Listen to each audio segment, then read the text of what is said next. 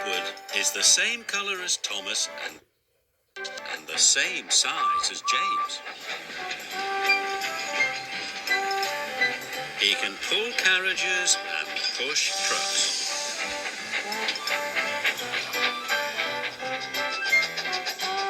And he often works as a back engine. But Edward is old and not as strong as the other engines, so sometimes Edward feels left out. They came on their own private engine called Spencer. Spencer is big and silver and very fast. When Spencer pulled into Knapford, his driver had exciting news for him. "You have beaten Gordon's record," he said. "Of course," boasted Spencer. "I'm faster and finer than all the engines on Sodor put together." The Fat Controller's engines were very cross. "Spencer's just a big silver show-off," sniffed Gordon, and everyone agreed. The Fat Controller spoke to the engines. "Spencer will take the Duke and Duchess to their summer house. Another engine will take their furniture." The Fat Controller's engines saw their chance for a race. "Please, sir," said Thomas, Percy, Gordon and James, all together. "May I go?" "You all have other work to do," boomed the Fat Controller. "Edward will take the furniture." James and Gordon groaned. "Fancy sending a back engine to do an express engine's job," sniffed Gordon. "He'll lose the race and let the old railway down," said James. Thomas and Percy were cross. Edward was their friend. "Spencer has a bigger boiler," said Thomas, "but that just means more hot air." "And on his steam he can beat a pouty puffer any day," added Percy. Edward set off, slow and steady. "Will do my best, he puffed.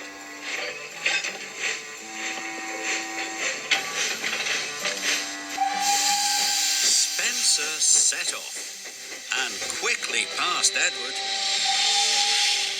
"I've won already," he boasted. And with a whoosh, he was gone.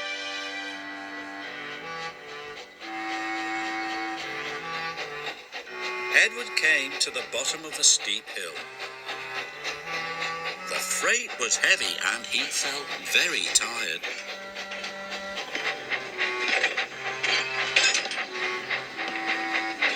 He huffed and he puffed and was soon at the top. He could see Spencer in the distance and set chase at once. Edward raced down the hill. Spencer stopped at Wellsworth Station. The Duke and Duchess wanted to buy some tea and cakes from the refreshment lady. Edward teetered into view. "Hurry up, old boy," laughed Spencer. "Can't have you finishing too far behind me."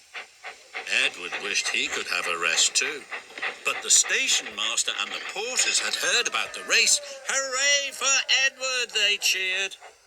Edward picked up steam and proudly puffed past Spencer. But then the Duke and Duchess finished their tea, and Spencer was off in a flash. He roared past Edward. "Fastest and best," he chirruped. Edward was nearly out of puff. The furniture felt heavier than ever.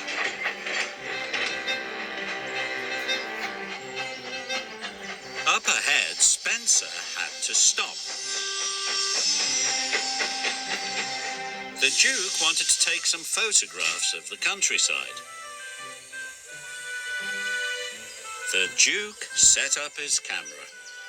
Spencer closed his eyes. "Nothing to worry about," he said lazily.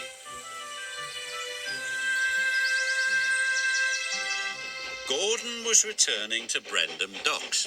He passed Spencer and knew Edward must be losing the race. "Edward is a waste of steam," he sniffed. But when Gordon passed Edward and saw how hard he was trying, he felt bad about what he had said.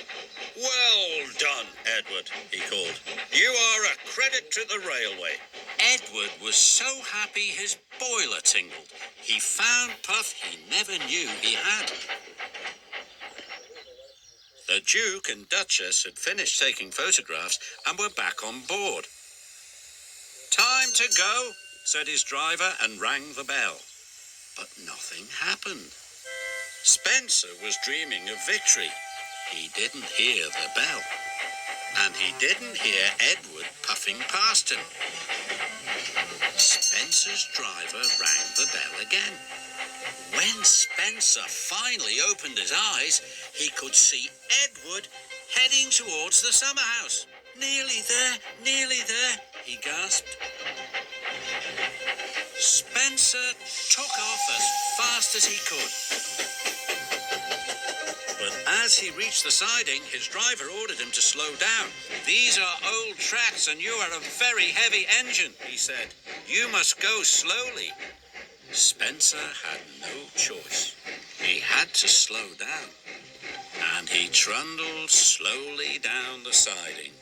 With every click and every clack, he knew that he had lost the race. Edward puffed towards the summer house. "I've won," he gasped. "I did it." Edward felt like a really useful engine. "Hooray! I've won!" he cheered loudly. Edward felt like the pride of the Sodor Railway. And he was right.